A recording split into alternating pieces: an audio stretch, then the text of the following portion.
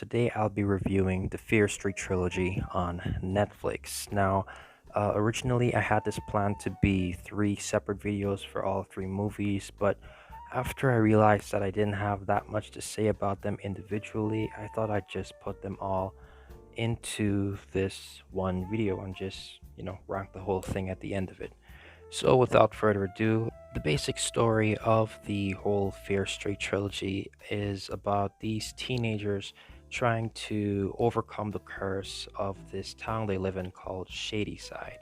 Right off the bat, this one reminds me of Happy Death Day, but in a good way, not in like a ripoff kind of way. Honestly, nothing really stood out to me that much about this first one. I think the acting ranged from okay to good, with Kiana Madeira as Dina and Julia Rewald as Kate being the standout best, in my opinion. But honestly, that's not saying much since the characters. I don't know, the characters weren't bad, but they didn't really rise above surface level, really. But since this is more of a slasher focused horror movie, I'm not really looking for the best, like, deepest characters or anything, so that was okay. So basically, for this one, I thought it was a good by the numbers teen horror movie. Nothing really special about it, nothing really to single it out from the rest, other than it's based on an R.L. Stein book. But it's the way how the movie is made, and even shot like as a homage to 90s, 80s, 70s slasher films. It looks like a lot of other stuff. It's not the best, it's not the worst, but it is a good formula movie. As far as any problems that I may have with Part 1 1994, let's see here. Two things, actually, two connected things, are what I had a problem with. First, the school makeout scene was too over the top. Well, if you watch the movie, near the end, they make this trap in the school for the monsters. And while they're waiting for the monsters to come to the school where they have the trap, there's this weird, like, I'm trying not to make this sound as bad as it really was. Near the end, where they're waiting for the monsters to arrive, like I just said, there's this weird scene where, like, there's like six characters, and or like five characters. I'm sorry, five characters, and they all have sex. Well, not like sex. Anyway, they all make out at the same time, but in separate situations somehow. The part with Kiana Madeira, Dina and Samantha Fraser or whatever, like whatever her character was, Dina and Sam, them making out made sense in the context of the story at that point. But everyone else, like Lil Peanut, sorry, I think his name is Benjamin Flores or something like that. But Lil Peanut and Kate making out, like, that scene just didn't really make any sense. Like, Julia Reward's character, like, she showed interest in him earlier in the film, but the way how they did it, like with her inviting him into the bathroom and all that, just felt weird and just forced, honestly, just to have that moment to happen. And my final and biggest problem, which like isn't like a huge uh deal breaker for me about this movie, but still is a big problem in my opinion, was the character of Simon. I forgot the actor's name. I think his first name is Fred, and it's actually nothing to do with the actor himself. It's about how the character is written, or should I say, like, not written. Like, he's not written very well. Like, I think he's supposed to come off as this, like, cool, laid back, down for anything sort of. I'm not sure if he's their attempt at a comedy relief or whatever, but he just didn't come off as anything significant like all the other characters did. He was just kind of there when he wasn't doing weird, annoying stuff, like just walking around eating with his shirt off, and especially like the scene where everyone was making out. He went into the boys' bathroom by himself, since like Kate invited Little Peanut into the girls' bathroom with her since she didn't want to be alone. And So Simon was in the boys' bathroom by himself. I think he was changing or something. I don't remember what he was doing, but he just started, uh, let's say, pleasuring himself, and the scene was just weird, and with this big smirk on his face and everything, and it just didn't mix.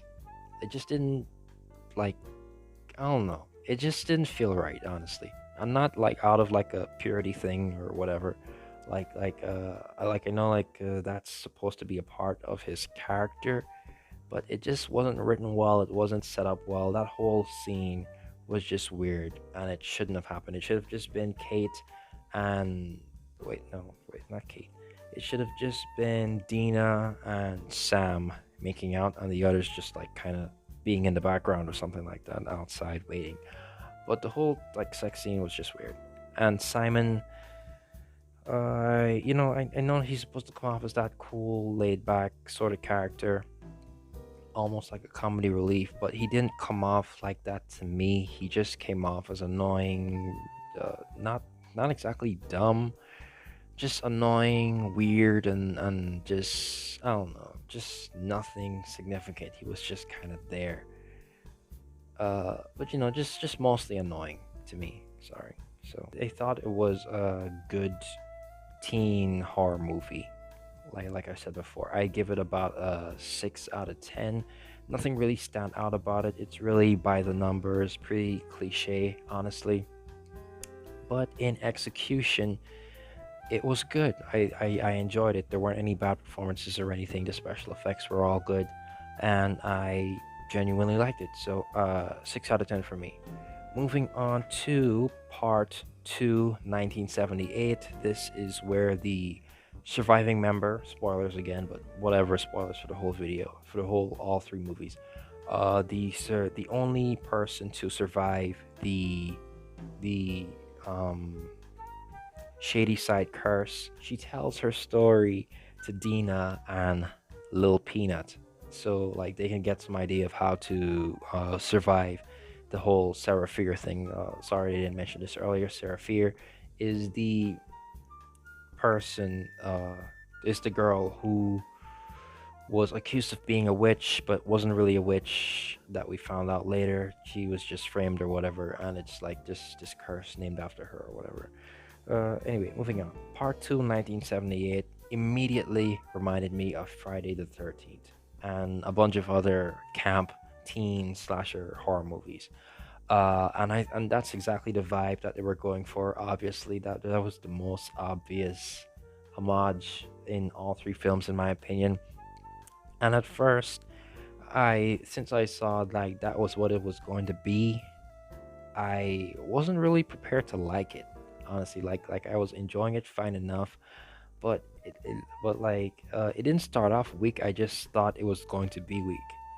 But yeah, basically it starting off, I didn't like it that much, but it quickly grew on me.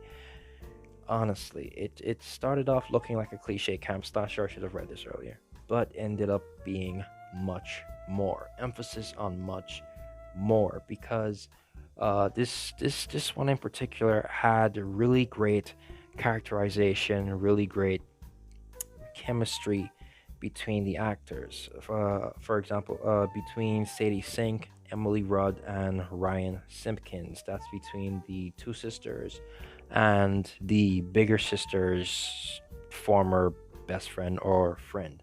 Like they all have this like bond that like at first just seems like regular teen stuff, but as they keep talking, it just gets better and even more significant and uh good to me than the impressive like killing special effects and gore and stuff that's going on outside of it, which is just a regular teen slasher movie. It's like this little like characterized bubble going on while there's all this killing outside, and I really like that about it. It's like that's the unique thing, that they focus on the characters a lot, on building these characters and having us care about these characters, while also delivering the gore that like we're all here to see, and gore that's promised.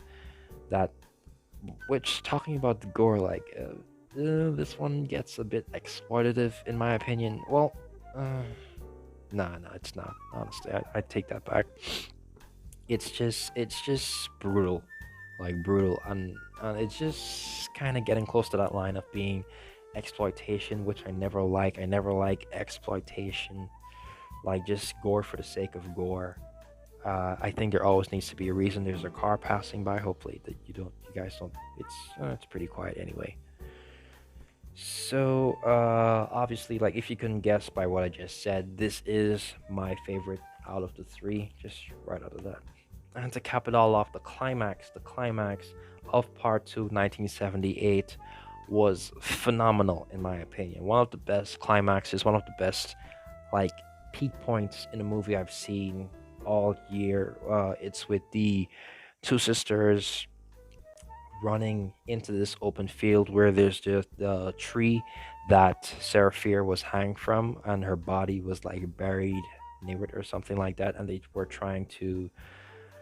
I think they either found her hand or they were like trying to put her hand back back with her body. I don't remember honestly, but just that scene, and they were being surrounded by the various monsters, well not monsters but the various cursed killers from the past who are like immortal and stuff, and they come back and they're hunting for them, and it's just like just such an epic finale just to see, because it brings out the best aspects of horror in my opinion, like are my favorite aspects of horror movies that I look for whenever I'm watching them, because I appreciate them the most, and that's atmosphere and isolation. Atmosphere is like the setting of the whole thing, sets the whole tone of the movie, and isolation is where we have like either like if it's a lot of characters or just, or even better, just one or two characters stuck in this like almost unforgiving, well, what's the word, sorry about the dog, just stuck in this situation that they don't know how to get out of, that they'll probably die in, and it's such like a experience to see it, because it's I don't know, it just felt really good, just seeing like it was just such a spectacle to me, just something so simple, but just to see all the killers just getting closer and closer, and see, and just knowing that one of them's gonna die, and just to see how like they both came so close to death. Wow, that does not sound right. But you understand what I mean, right? You understand what I mean. Like it was just quite the spectacle. It had the atmosphere and the isolation. I really loved those aspects in horror movies, and it worked really well in this situation. I love this movie. Honestly, I'll give it like a 9 or a 9.5. I'll say a 9 out of 10. I'll give it a 9 out of 10. Now, the final film in the Fear Street series, Part 3, 1666, and well, and as we find out later in 1666, it's also partially 1994 Part 2. And this is basically the climax of the whole series, where they uncover the mystery of the Shady Side curse and restore everything as it should be to normal between both sides. So, right off the bat, this one reminded me actually, the period scenes of it. It reminded me of Apostle. It worked as a rushed but good origin story for the Shady Side curse. The 17th century period aspect was well executed, even though the accents sucked. Now, the whole 17th century part, that took up about half or like three quarters of this last one. This is like the longest one. It's like almost 2 hours long, but you don't really feel the length of it actually. This the 17th century part, the accents were pretty bad, but I got used to them pretty quick. It actually wasn't that bad anyway. But the whole 17th century thing, I thought it was creative, using all of the actors that were in the previous two movies and bringing them in here because they're familiar to us. That was pretty smart on the part of the filmmakers. I liked it. It did feel kind of rushed, actually. Like they were like, yeah, like just understand all this, understand everything, so we can get to the nice ending. And although it felt rushed, I still think it was good. I still think it was good. I liked it. I liked it well enough. Not much to say. Well, mm, forget about it. It was good. It was good. My favorite scene in this last part here was when the killers started killing each other. Now, basically, just to set up the scene, it's figured out by the teenagers that the reason why the killers keep going after just one person is because they want their blood. So if in order to make them go after someone else to kill them, you just put that person's blood on other people. So they spilled, they duplicated someone else's blood and put them on the killers themselves. So they started killing each other, and that scene was really good.